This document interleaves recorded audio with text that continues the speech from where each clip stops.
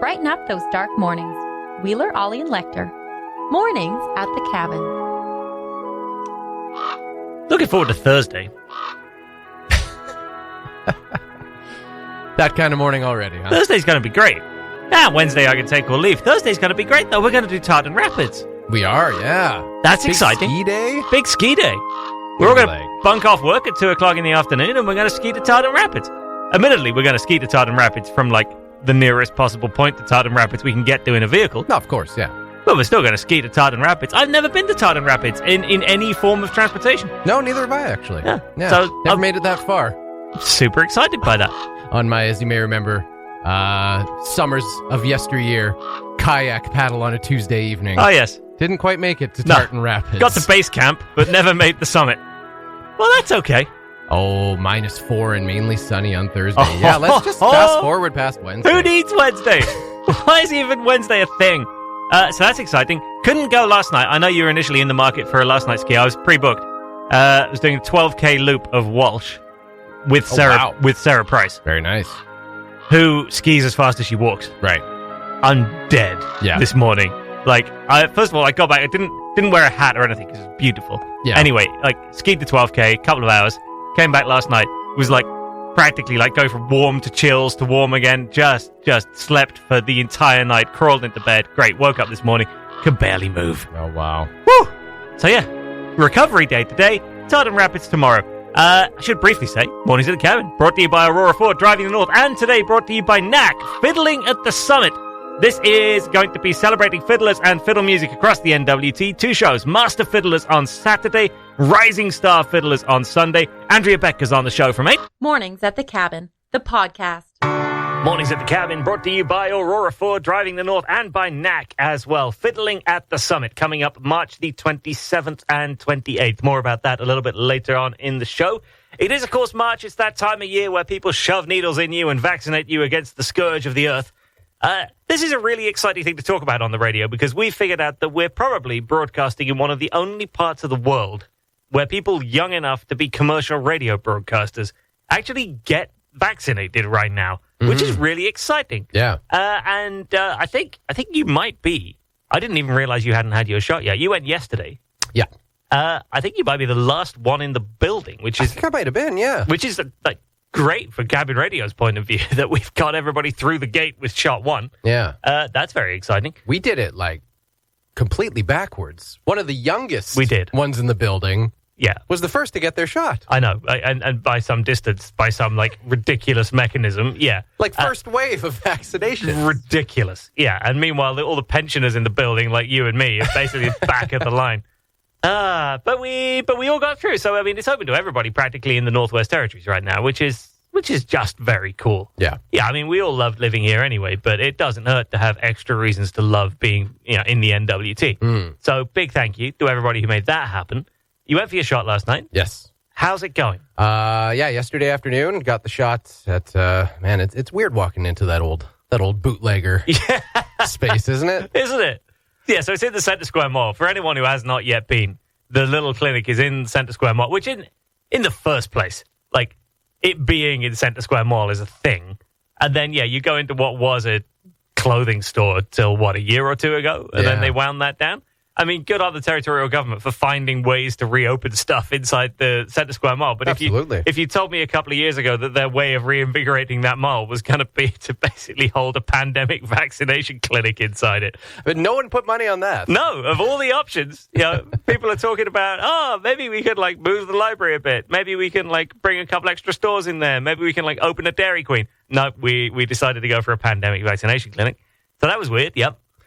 So, went in yesterday afternoon, and first of all, I just have to say, major shout-out to all of the nurses and doctors and staff that are working and giving out those jabs. They are doing, they're obviously doing very important work, but just witnessing how they are approaching it and how they are just, going above and beyond, out of their way, in some cases. I mean, it shouldn't come to this, but, a lot of people are understandably nervous about a vaccine that has been developed and tested and approved within the span of a year. People are nervous about it, and it's understandable. And And they are doing such a great job of just talking to people beforehand, kind of giving them a little briefing on what they're gonna get, what's in the vaccine, what they may experience, and just talking through all of any of their hesitations and any of their anxieties around it. They're doing such a great job. The patience they're exhibiting, despite the fact that they're seeing person after person after person, and having to go through, in some cases, the same shtick over and over again.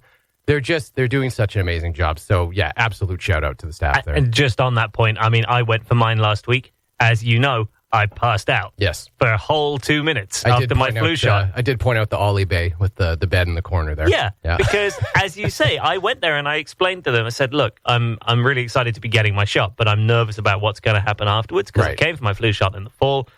I was fine during the shot. I was fine for a couple of minutes after the shot. And then I started to feel really nauseous. And I completely wiped out for a couple of minutes. Right.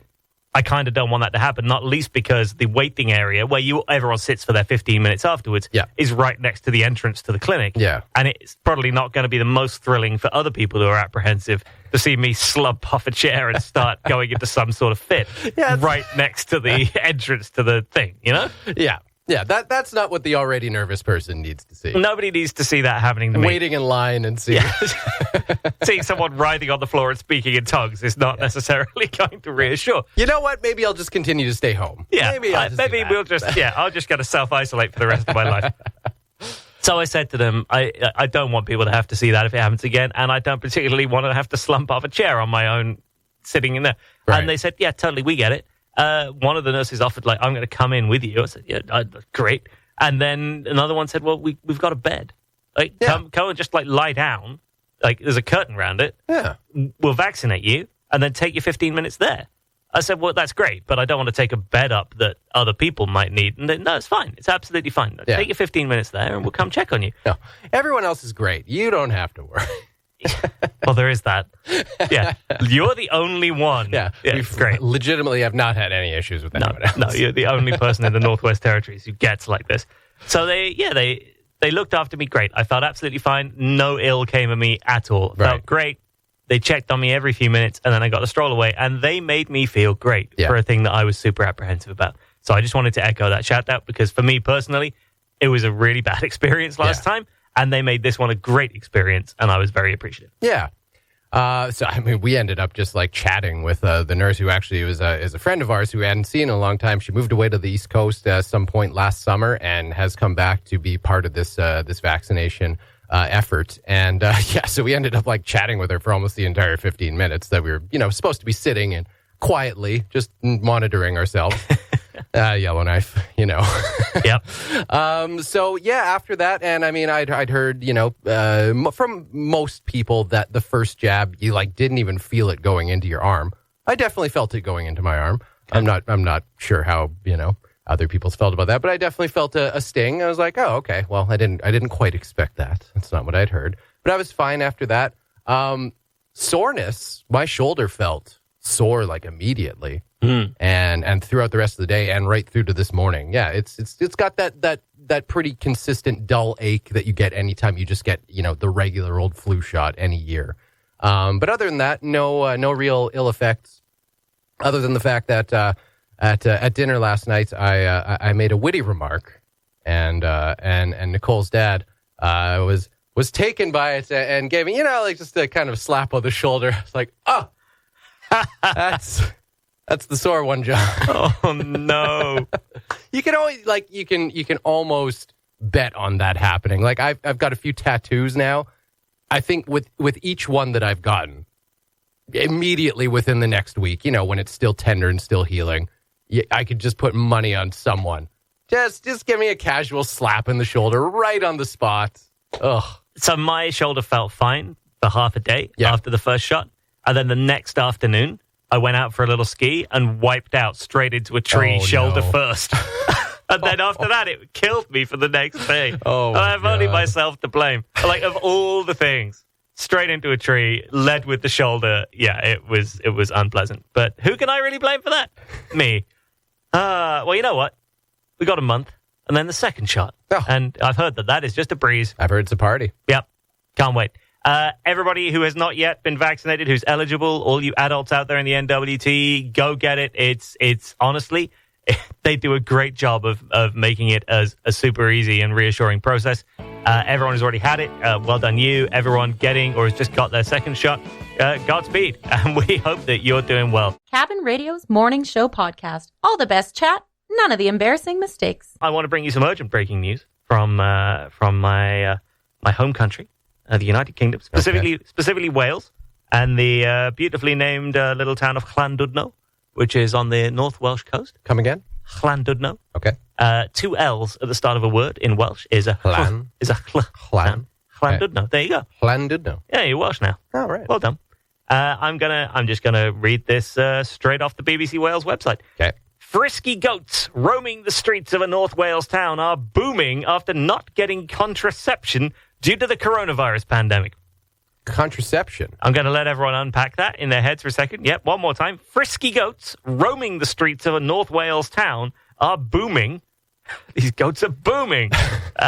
They just turn the bass up too much. They're not bleeding, they're booming. After not getting contraception due to the coronavirus pandemic. So this is a herd of goats. There are Kashmiri goats that hang out on the North Wales coast. And they hang out and if you've ever been to Llandudno, I've been there once, there's a big hill. Right at the edge of Llandudno, and up on that hillside is where all these goats hang out. Okay. Every spring, they come on down the hill and they come into the town. It's just what they do. When they did it last spring, it caused a very brief internet sensation because it was mid-lockdown for the first time, and there were literally no human beings anywhere on the streets, just goats. Right. And some of those photos became quite internet famous because it just showed these built-up downtown areas that just had goats walking up and down the sidewalks, and you couldn't see a human being. So these are the goats. And as you know, I love goats. We've been there. The last week or two, we've discussed at some length my desire for, there to be many more goats in my life. Mm-hmm. These goats, and I had no idea this was a thing, these goats are having a particularly good year this year because it turns out it was somebody's job to ensure that the goats were on birth control. And they didn't get around to it due to the pandemic. So it says on the... And I find this absolutely astonishing. I had no idea that this was a thing. So it says in the article, while the goats are wild animals, they normally get contraceptive injections to manage their numbers. Due to the pandemic, this did not happen last year. Louise Emery, who represents a certain area of Llandudno on the council, said that while the goats normally visit the town in the spring to get food, there were, quote, quite a number now, end quote. And there are now concerns for their safety as some of the goats are venturing further than before. She continued, there seems to be a rogue herd of goats that have wandered across the town into a completely new area, and that's a concern, especially at nighttime. Drivers can come around the corner and be faced with 8 or 9 goats in the road. It's amazing. That is terrifying. So, meanwhile, Sally Pidcock, who is warden of the local country park, said she and her team hope to count the goats and give them contraceptive injections later in the year if the pandemic allows. Oh my goodness me. I just love that. I had no idea that it is someone's job. I don't know how you get that job. I don't know what the requirements are. To go up, I don't know, each spring, presumably, just before spring, and run around trapping goats and making sure that they're properly equipped. You take a big old box of Durex and you wander up the hill. Right. And you're like, right, 1 for you. What do you mean? 2? Or 2 for you, 1 for you, 1 for you. You know what? Here's the whole box. Yeah, just take the box. Yeah, take what you need. Just, consent's a thing, number 1, right? And number 2, this is the sensible way to go. That's right. All right? Yeah. And stay out of that other new area of town. They don't like you being over there. Also, the drivers would prefer that there's maximum 5 in the road at any one time. Now, there's a lot that's baffling about this story. I don't know if I would say that there's... No, there is a lot that doesn't make sense about it. First of all, why would you have the goats on birth control rather than selling them to be eaten? Good question. I don't know if they are special goats. I don't know if there is a special goat thing. That's kind of what Wales is kind of like that. You question mark? You can't kill the swans in the UK because they're the queens. Well, yeah, all that you sort of stuff. Eat a swan. Yeah, and there's certain animals that are just off limits. Right, of course. I don't think goats are. I mean, there is also there is much there is much less of a natural sort of history of killing the local wildlife in the UK. Okay. Like, generally speaking, other than apparently like chasing one fox with a pack of 20 beagles and 10 horses, which at a brass section, which apparently is tradition. Is tradition, so it's fine. Yes. Other than that, generally speaking, you tend not to go out into the wilderness and pick off the wildlife. Yeah, with the exception of like foxes and maybe grouse, pheasants. But what things about like that. just strolling downtown, just Main Street? What's the town called again? Llandudno. Llandudno. How about just downtown Llandudno, sorry, and taking yourself home some dinner, just like escorting one into the back of the vehicle, and then just driving home with it, getting out the knife in the kitchen, sharpening it. The kids are just coming home from school. Yeah. Oh, there's a oh. Yeah. I don't know that most British families can necessarily deal with that. Right. I realize I'm speaking in a territory where, yeah, frankly, going out, grabbing the local wildlife, bringing it home and eating it is the thing. Yeah. It is not the thing in small town UK. Right. Right. And that's fair. Yeah. Like, animals come from shops where there is cling film wrapped around them. Right. You don't go out and get the local goats. I think there's a thing about that. I'm not sure the Welsh would massively appreciate. Yeah, a touring party from the Northwest Territories turning up and being like, oh, sweet, goat for dinner tonight. These things are all over the place. Right. That one, bang, bang, bang, great. In downtown Llandudno, people walking back and forth, just picking off the goats. It just feels like there's a missed opportunity there. It does. Rather than, in a world we know where there's food shortages all over the place. It would certainly, like, even by my standards, in terms of I feel like I would find it easier to shoot a goat than put a condom on it, but I could be wrong.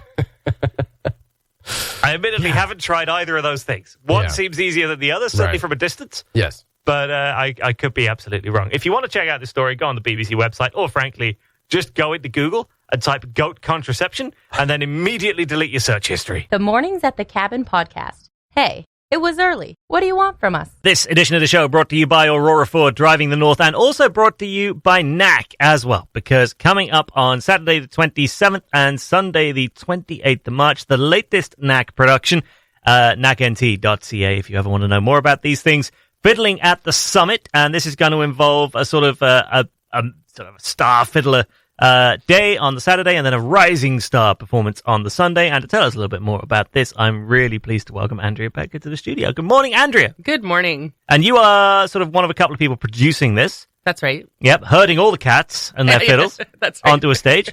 First of all, give us a bit of a better overview of this. What's going to be happening on the 27th, 28th? Okay, so basically the weekend is a celebration of fiddle music across the NWT. On Saturday, March 27th, there is a group of 5, what we're calling master fiddlers from across the Northwest Territories that will be coming to Yellowknife and presenting sort of a showcase where they each play a set of their own, and then at the end, we're all going to play a couple tunes together. And so those shows on Saturday, there's one at 2:00 and one at 7:30. It's the same show so that we can account for more people being in the audience, since it's a capacity of 50 due to the COVID restrictions. And then on Sunday, there's a similar concert, but it's highlighting what we're calling the rising stars, the youth of the Northwest Territories, the up-and-coming fiddlers. And they'll be presenting, as a group, presenting some songs, and also some alumni from the Aurora Fiddle Society will be performing. Okay, the rising tours, as we call that, because Cabin Radio's Alice Toir will be... She's definitely a big part of that one. Yep, she'll be a rising toir on Sunday. That's very exciting. So this is really cool. So the audience capacity thing is still a thing, of course. We got, 50 tickets a show? 50 tickets a show. That's okay. It. Yeah. And you got to go to nacnt.ca That's right. to book those. Yeah. If you can't physically get into it, what are the options? Actually, it's being filmed by WOMP. And what that means is that on Sunday, March the 28th at 7:30 p.m., you'll be able to watch the entire show on Northwest Hall Cable, on the WOMP and NAC Facebook pages and website. I mean, that is about as good as it can be, isn't it? You know, in the circumstances, I feel like there are so many ways to still be involved with watching and taking part in stuff like this, despite all the restrictions. It's actually kind of impressive, isn't it? It's amazing. And the other thing that's really great about this is that we have some of the fiddlers that are coming in from out of town, Fort Good Hope, Fort Resolution, Hay River, Inuvik, and that their families and their friends can watch from home and see what they're doing here in Yellowknife. How have you found it coping over the past, it's a year now, of sort of trying to keep things going in a musical way despite all these different obstacles, hurdles, challenges? Yeah, it's been challenging. I think the biggest challenge I've had is just to keep the creative motivation going when you're not sure where that's going to land or what that's going to mean. But I have to say that given all that, I've been given so many opportunities to play, and that has a lot to do with NAC, to do with Marie Coder, coming up with programming, outdoor concert series, and then still maintaining a concert series at NAC. If you've been on the website, you see that there's been monthly amazing concerts that she's still able to produce, and to get around, people are still getting on stage, and that experience is still happening, and all of these concerts have been filmed so people can access them. Yeah, the creative experience can go one of two ways, can't it? Because you can go the Taylor Swift route, which is, another week in isolation, another album. My daughter loves Taylor Swift, and when she came out with that new album, I was like, really? That was February. I mean, we're in March now, so give it another week and there'll be another one. That's right. Like buses these days. But then, of course, there is the other way where it actually is kind of hard to find the inspiration and the motivation and the stimulus if you sort of find that you're having a bit of a Groundhog Day experience of the pandemic. For you, have you found it easy to write new stuff, or have you found it difficult to actually sort of find like the purpose behind that through all this? I've found it a little bit difficult. I've been a bit of writer's block, for lack of a better way to say it. But most recently, I've just been thinking of different ways how I can keep going and keep the momentum going with my music in particular. And there have been so many grant programs that have been organized to help artists, and especially here in the Northwest Territories, the Arts Council, and there have been a lot of emergency funding arts programs. And that's been endlessly helpful to keep projects going, to finish projects that you started that you might not be able to complete because your income isn't the same as it used to be. And most recently, an Arts Council grant where I'm actually going to do like a music video and stuff that I probably wouldn't have done in the past. I wouldn't have dove into those projects without having an opportunity to think differently, to go down a different path, and knowing that I'm going to be here for quite some time. So, news this morning that the GNWT is now open to considering the return of live music in some venues. The musicians that were recently petitioning for this say they're now working with the likes of Top Night, for example, to put in an application for what is known as a variance permit. Not going to get any more boring than that, I promise, whereby that'll be allowing pubs and bars and places like that to actually have live music back. How important to you personally would it be to bring that back now? For me personally, I don't know if that's necessarily the route that I'm after, but for musicians in general, and I think that's important, to have a place to play. People are starving to hear live music, and you can tell, like, every time one of these NAC concerts happens, like, they sell out right away, just to be in the audience, to have that live experience. But I think any momentum, any push forward to have live music and to have people actually sitting and watching is good on both ends. People are wanting to see it, and musicians are needing to see people in the audience reacting to what they do. Playing online is just a completely different experience, like I did on Canada Day, and there's no applause after the performance. You have no idea how people are reacting, and you still have to put on that brave show face no matter what. Yeah, that must be bizarre. Yeah. To finish a set and then just close off a webcam. Yes, it is a very bizarre experience. Not one that I hope to follow for too long. I mean, it's good for certain things, but it's certainly not the direction that I'm going after. It's got to be inspiring to see that ravenous support, though, that, like you Absolutely. mentioned, that, even though there are limited tickets, like, they're just going immediately. That's right. Yeah, I think the Saturday night concert is already sold out, as a matter of fact. Oh, beautiful. Yeah. Wow. That didn't take long. No. But there is one more show on the Saturday, isn't it? There's a Saturday afternoon one. There is. Yeah.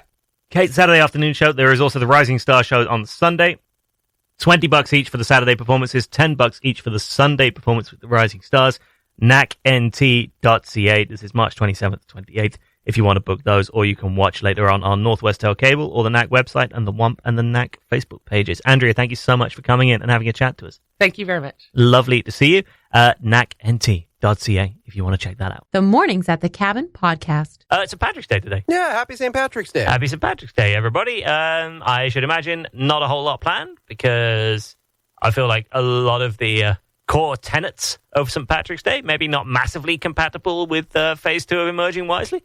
But I could be wrong. In fact, I should say, go on our website, really good article by Megan Brackenbury, the return of live music to the NWT. Looks like it could be close. All right. So a little late on this one, but, better late than never, as they always say. They So they now are saying that if you put in an application for an exemption, you can have live music. Okay. And not only that, the government is saying, oh, it was like that all along, guys. Like, if you just put in an application, we might have granted an exemption. To which the musicians are saying, you complete lying bags of expletive.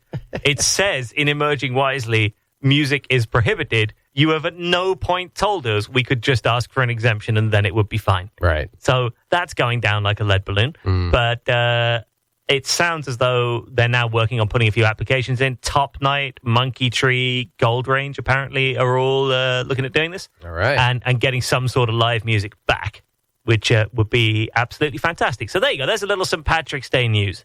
And just a little free plug for the Black Knight, because, of course, they are the St. Patrick's Day traditional watering hole here in Yellowknife. They are apparently, because, of course, it's wing night as well. Oh, yeah. Doing a sticky Guinness wing sauce. Okay. For St. Patrick's Day. So, obviously scaled down compared to St. Patrick's Day compared to having celebrations. 1,100 people in there, all That's dressed in green, and the beers are green, too. Yes. Yeah. We're going for a sticky wing sauce tonight. But they're doing a little something. But so they're doing cool. a little something. Good for them. You got to make do in this in these uncertain times.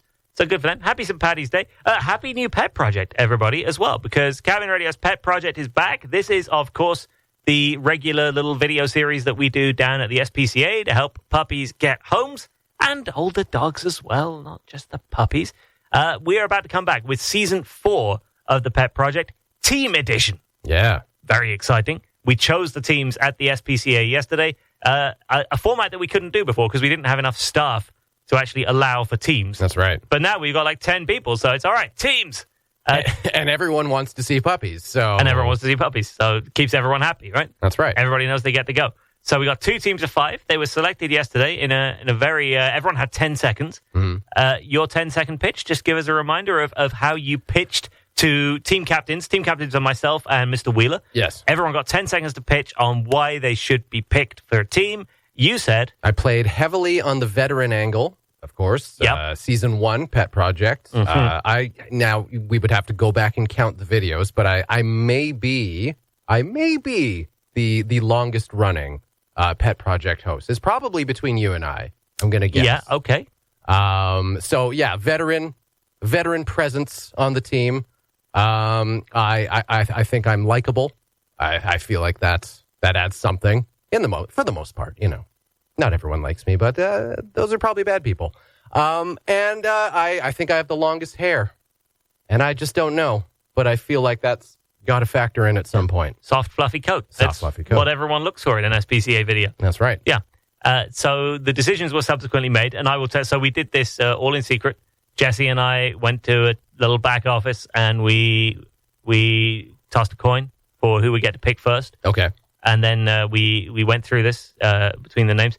I personally feel like he missed a couple open goals in that process. Yeah. And I felt like I ran rings around him in that team selection thing. I'm going to be honest with you. Very, very, like, the 2 teams, I was like, you know what?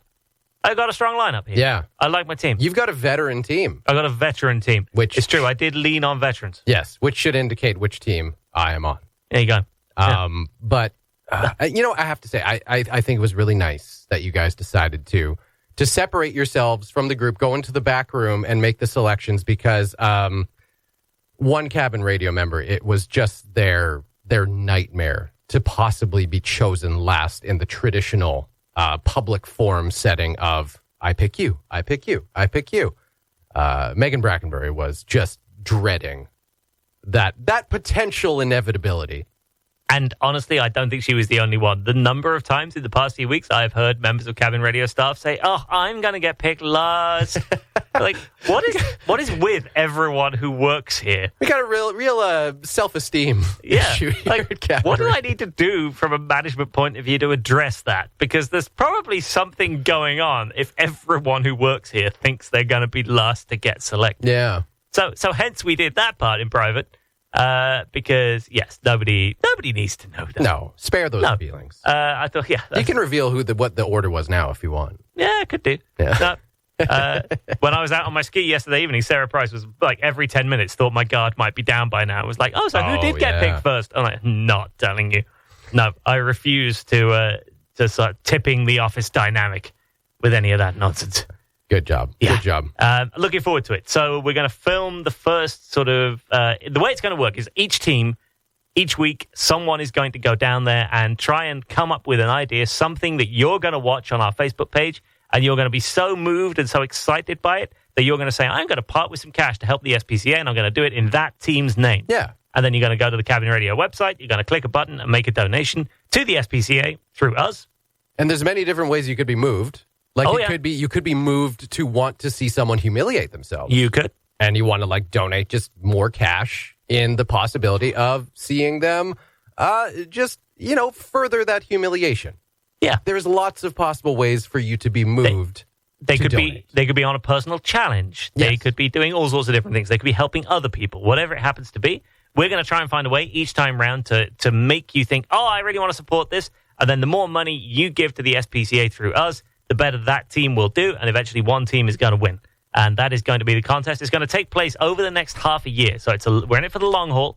And we cannot wait to see the ideas people come up with. I've heard some great ideas already.